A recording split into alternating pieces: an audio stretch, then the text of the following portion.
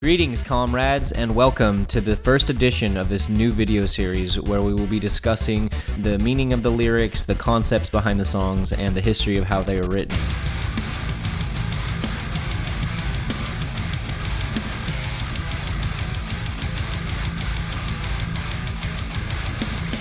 On today's first episode, we're going to be discussing Cycles. Cycles has a long history with the band, and the song actually predates the existence of the Anima effect. Before there was the Anima effect, there was Death of a Martyr, which was comprised of former Anima effect members. Our old drummer Trevor Gill, our old bassist John Burns, and our old rhythm guitarist Willie Bola, we all used to play in a band together called Death of a Martyr, here locally back in 2011 through 2012. And that was actually the first song that we had written and performed together as a group, and was the foundation of our set list then, and is still one of the staples on our set list today. One of the reasons why I think it's so special is just because of how relatable it is, and how just, even though it's simpler compared to a lot of our other material, it's just fun. It's a fun song. It's a simple, fun, classic metal banger that has plenty of room for circle pits and good drops, good breakdowns that people like to throw down to every time we play that song live. It doesn't matter if there's 5 people or 50, the whole room explodes when the final breakdown hits. And I think it's just fun to play. Every member that's ever been in the band has always insisted that we keep it on the set list because it's just such a guaranteed crowd pleaser, and it's just fun. It's easy, it's no pressure, and it's fun to do.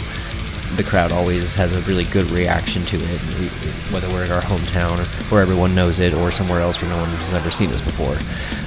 So it's always fun to play, and we always argue about taking it off the set list to make room for newer songs, but we always end up keeping it because we know we can always bank on it being a blast to play and getting a good response.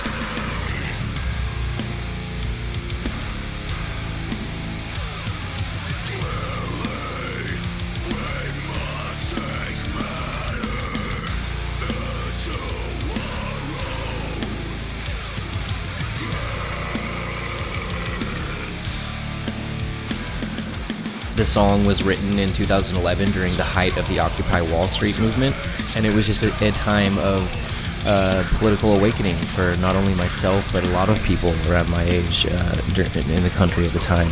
And everything that was coming out about climate change just seemed very important to me, so I wrote a song about capitalism's incompatibility with the needs of the planet, the sustainability of the finite resources that we have on this earth, and our destructive patterns of consumption, which is what capitalism demands. It's just constant materials being cranked out and consumed and destroyed, and a handful of companies controlling the entire fate of the planet and our world's resources. So that was the first major political song that I ever wrote, and it's always been one of our fan favorites to play. Everyone loves the song live, whatnot, but they also, I think, people relate to the lyrics and relate to the chants at the end. The chants at the end are one of my favorite for us to play live, especially when the crowd knows the words and sings it with us. The stand up and fight for what you believe, unless we change the course we are lost. That's probably my favorite chant we have, and the reason why I love it is because it's true. If we don't change the course that we are on with fossil fuels and capitalism's control over our economy and our way of life, we're just going to keep destroying until there's nothing left. And if we don't take major steps to avoid the impacts of climate change right now, we are lost. So I think it was important then, and it's even more important now with the recent studies that have come out that said that we have less than 8 years to drastically reduce our carbon footprint and move away from fossil fuels.